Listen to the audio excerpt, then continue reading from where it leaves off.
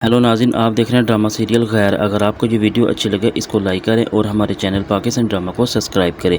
लेकिन वफ़ा उस्मान की बेटी तो होती है, लेकिन कोई भी उसे अपनी बेटी मानने के लिए तैयार नहीं होता। लेकिन वफ़ा अपने बाप से ये पूछने के लिए जब उसके कमरे में तो जाती है कि वो इसे पूछ सके कि वो उस कॉलेज के लिए जाने के लिए तैयार है या नहीं। लेकिन वफ़ा जब अपने बाप से पूछती है कि मेरी कॉलेज से काफ़ी छुट्टियाँ हो चुकी हैं और स्टडी भी काफ़ी पीछे है, तो मैं आपसे ये इजाज़त लेने के लिए आई हूँ कि मैं कॉलेज चली हूँ या नहीं। लेकिन उस्मान अपनी बेटी से कहता है कि ये सारे मामलों और दूसरी बातों के लिए मेरे पास तुम्हें आने की कोई ज़रूरत नहीं है। सारी बातों का मामला अगर है तो वो सिर्फ अम्मा के पास है। अम्मा से जिस बात की इजाज़त लो, इसलिए मेरे पास कोई आने की ज़रूरत नहीं है और ना ही कभी तुम आओगी। उस्मान की बीवी उसकी बेटी से कहती है कि उस्मान को तुम में कोई दिलचस्पी नहीं है, ना ही कभी होगी ना ही कभी है, इसलिए तुम उससे जितना दूर रह सकते हो वही तुम्हारे लिए अच्छा है।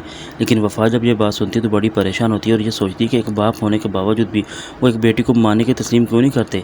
लेकिन सारिस जब शफा को मिलता है और उसे कहता है कि तुम मुझे बहुत ज़्यादा पसंद हो, बल्कि बहुत ज़्यादा अच्छी भी लगती हो, मैं तुम्हें दिल दे बैठा हूँ, लेकिन तुमसे शादी करना चाहता हूँ। लेकिन आखिर ऐसी क्या वजह है जिस वजह से तुम मुझे बिल्कुल भी पसंद नहीं करती। लेकिन शिफा साले से कहती तुम्हें पता है कि आज से कुछ दिन पहले एक पार्टी की वजह से मेरे भाई ने तुम्हारे चेहरे का सारा नक्शा बिगाड़ दिया था।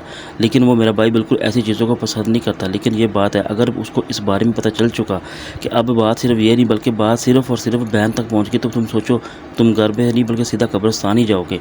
लेकिन सालों से उसे कहता है कि ऐसी बात नहीं है, बल्कि मैं तुम्हें पसंद करता हूँ, तुमसे शादी करना चाहता हूँ।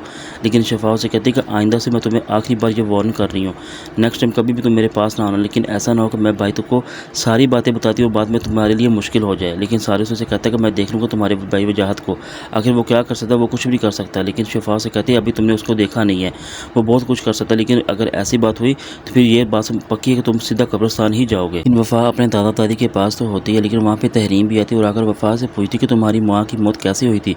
लेकिन वफ़ा उन्हें बताती है वो एक प्लेन क्रैश की वजह से उनकी डेथ हुई थी। लेकिन जब ये बात तहरीम सुनती है तो बड़ी परेशान भी होती है, बल्कि वो कहती है ऐसे ही होता है, जो लोग किसी के साथ बुरा करते हैं तो वो हवा में बिखर जाते हैं, बल्कि उनका नामो निशान तक नहीं रहता। इसलिए मुझे लगता है कि उनके साथ अच्छा ही हुआ है।